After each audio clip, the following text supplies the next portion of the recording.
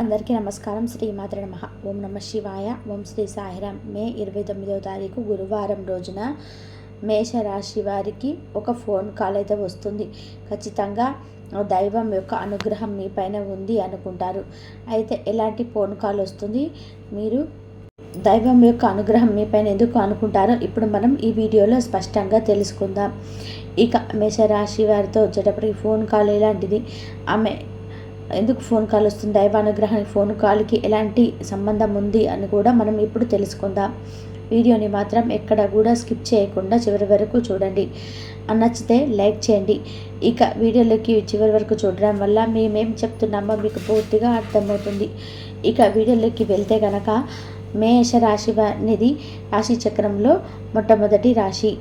అశ్విని నక్షత్రం 1, 2, 3, 4 పాదాలు, భరణి నక్షత్రం 1, 2, 3, 4 పాదాలు, కృతికా నక్షత్రం 1వ పాదంలో జన్మించిన వ్యక్తులని మేషరాశిగా పరిగణిస్తూ ఉంటారు. ఈ రాష్ట్రాధిపతి వచ్చేసి బృహస్పతి, కుజుడు. ఇక ఈ సమయంలో బృహస్పతి అనుగ్రహం అనేది మేషరాశి వారికి ఎక్కువగా ఉంటుంది. బృహస్పతి యొక్క అనుగ్రహంతో మేషరాశి వారి జీవితంలోనే అందనంత ఎత్తుకి కూడా ఎదుగుతారు అని కూడా చెప్పుకోవచ్చు. అంతేకాదు, ఈ రాశిలో జన్మించినటువంటి వ్యక్తులు ఎవరైతే ఉన్నారో చాలా గొప్ప వ్యక్తులు కూడా, చాలా మంచి విషయాలను తెలుసుకొని ఉన్నటువంటి వ్యక్తులు, మంచి అనుభవజ్ఞులు అని కూడా చెప్పుకోవచ్చు. ఎందుకు అంటారా, అంటే మేషరాశిలో జన్మించినటువంటి వ్యక్తులు చాలా రకాల సమస్యలను ఎదుర్కొని, చాలా రకాల కష్టాలను ఎదుర్కొని జీవితంలో అత్యంత ఉన్నతమైనటువంటి పొజిషన్లకు వెళుతూ ఉంటారు ఈ రాశివారు.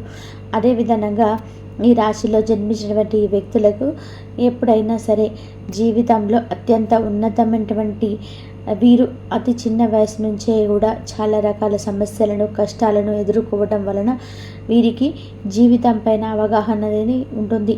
ఇంట్లో కుటుంబంతో ఆర్థిక కష్టాలు, ఆర్థిక సమస్యలు ఎక్కువగా ఉండటం వల్ల చిన్న వయసు నుంచే కూడా కుటుంబాన్ని పోషించడం, కుటుంబం యొక్క బాధ్యతలు తీసుకోవడం, చాలా కష్టపడే కుటుంబాన్ని ఒక మంచి పొజిషన్లోకి ఉంచడం, ఇలాంటివి చేయడం వల్ల కూడా వీరికి జీవితం పట్ల కూడా మంచి అవగాహన అనేది ఉంటుంది.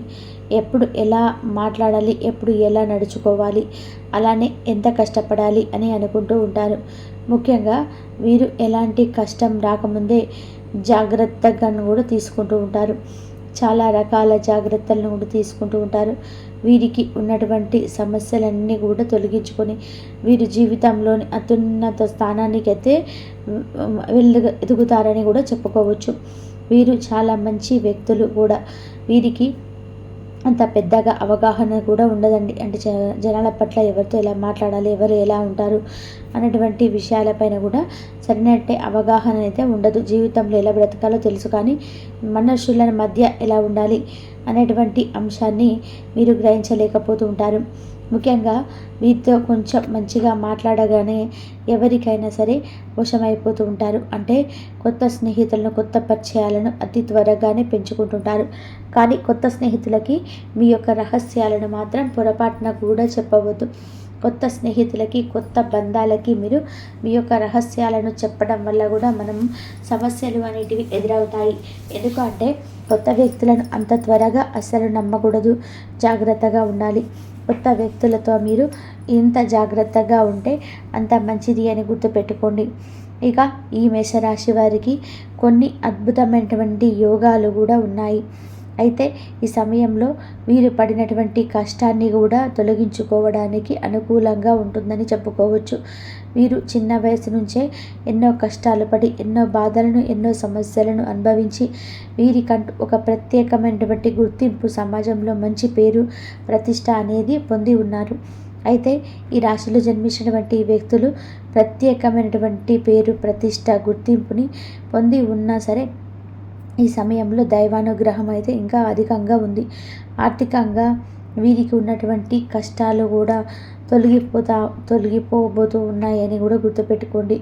ఆర్థికంగా వీరు పడినటువంటి కష్టాలు, సమస్యలు, దరిద్రాలు అనేటివి ఖచ్చితంగా కూడా ఇక కష్టాలు, సమస్యలు, దరిద్రాలు అనంతా కూడా పూర్తిగా తొలగిపోబోతున్నాయి. డబ్బుకు సంబంధించినటువంటి సమస్యలు అయితే అసలు లేవని కూడా చెప్పుకోవచ్చు. అయితే ఈ రాశిలో జన్మించినటువంటి వ్యక్తులకి ఫోన్ కాల్ వల్ల ఎలా జాగ్రత్తగా ఉండాలి, ఫోన్ కాల్ వల్ల ఎందుకు జాగ్రత్తగా ఉండాలో కూడా ఇప్పుడు తెలుసుకుందాం. ఫోన్ కాల్ వల్ల వీరికి జరిగేటువంటి అదృష్టం ఏమిటి, ఏ దైవం వీరికి అనుకూలంగా ఉంటుంది, ఏ దైవానుగ్రహం వీరికి అనుకూలంగా ఉంటుందో ఇప్పుడు మనం తెలుసుకుందాం. వీరికి ఒక ఫోన్ కాల్ అనేది వస్తుంది. ఆ ఫోన్ కాల్లో మీకు ఒక మంచి లాటరీ తగలడం కానీ, లేదా ఫ్యూచర్లో మీకు అంటే మంచిగా డబ్బులు ఎక్కువగా వచ్చేటువంటి ప్లాన్స్ తెలియడం కానీ, లేదా మీకు ఫ్యూచర్లో ఎలా ఉండాలి ఏంటి అనేటువంటి దానిపైన కూడా అవగాహన ఉండడం కానీ, ఇలాంటివి జరుగుతూ ఉంటాయి. అదేవిధంగా ఆ ఫోన్ కాల్లో మీకు శుభవార్త కూడా వచ్చే అవకాశం అయితే ఉంది. కొన్ని వీరు నష్టపోయేటువంటి సంఘటనలు కూడా ఉన్నాయి. ఆ సమయంలో భగవంతుడు మిమ్మల్ని కాపాడుతాడు అని చెప్పుకోవచ్చు.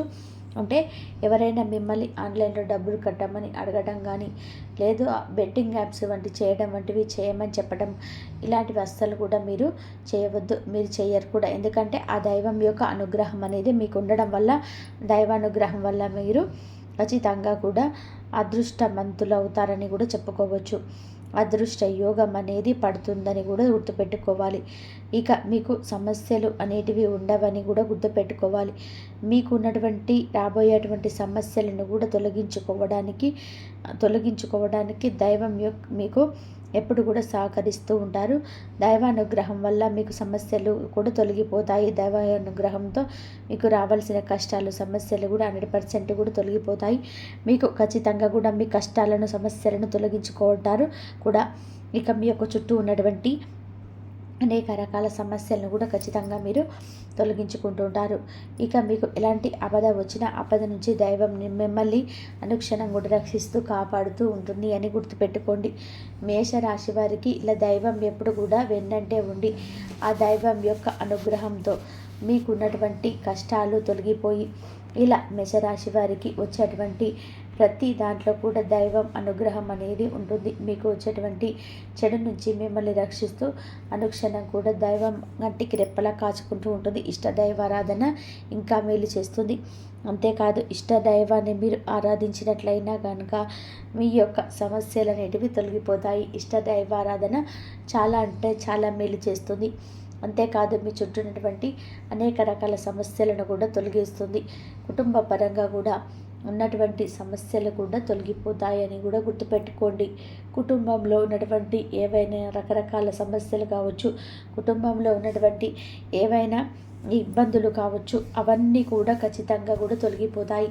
ఈ సమయంలో మీ యొక్క మేషరాశి వారికి ఖచ్చితంగా దైవానుగ్రహంతో మీరు జీవితంలో ముందుకు సాగిపోతారని గుర్తుపెట్టుకోండి. ముఖ్యంగా మీకు ఫోన్ కాల్లో ఎదురైనటువంటి కొన్ని రకాల ఆపదల నుండి కూడా మీరు దైవం మిమ్మల్ని రక్షిస్తుంది. మీరే తర్వాత అనుకుంటారు, అమ్మో ఆ దైవమే మమ్మల్ని రక్షించింది, లేదంటే మేము చాలా నష్టపోయే వాళ్ళం అని తర్వాత మీరే అనుకుంటూ ఉంటారు. ఆ విధానంగా అయితే తప్పకుండా మీకు దైవానుగ్రహం అయితే ఉంది. ఈ సమయంలో ఇష్టదైవారాధన చేయండి, తప్పకుండా మీకు మేలు జరుగుతుంది. ఇక అలాగే వీరికి తెలివితేటలు పెట్టుబడి అని చెప్పుకోవచ్చు. ఇక ఈ రాశి వారికి వృత్తి, ఉద్యోగ, వ్యాపారాల్లో జీవితంలో ఆశాజనకంగా మారుతుందని చెప్పుకోవచ్చు. గృహ వాహన సంబంధమైన సమస్యలు, ఆస్తి సంబంధమైన విభేదాలు ఒక కొలిక్కి అయితే వస్తాయి. ఇక విదేశీయానికి ఎక్కువ ఉద్యోగ స్థిరత్వానికి ఇది చాలా కాలం అంటే చాలా వరకు కూడా అనుకూలమైనటువంటి సమయం అని చెప్పుకోవచ్చు.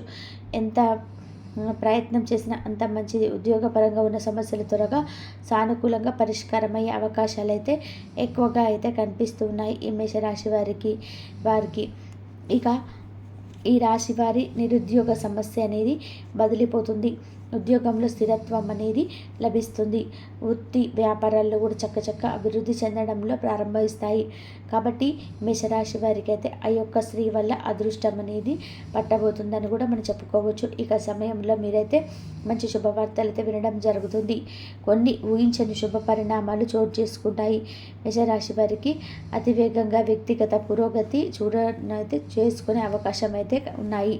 ఆదాయ ప్రయత్నాలు అయితే తప్పకుండా ఆశించిన ఫలితాలు అయితే వస్తాయి. ప్రముఖులతో పరిచయాలు అయితే ఏర్పడతాయి. ఆస్తి విభేదాల సంబంధాలైనా సరే విభేదాలు సానుకూల పరిష్కారం అవుతాయి. కొద్ది ప్రయత్నాలు అనారోగ్యం నుంచి బయటపడే అవకాశం అయితే ఉంది. వ్యక్తిగత సమస్యల నుంచి రిలీఫ్ అయితే కలుగుతుంది. సమాజంలో మంచి గౌరవ మర్యాదలు అయితే పెరుగుతాయి. ఎందుకంటే మీరు ప్రతి ఒక్కరిని గౌరవిస్తూ ఉంటారు, మర్యాద ఇస్తూ ఉంటారు. చిన్న పెద్ద అన్ని తేడా లేకుండా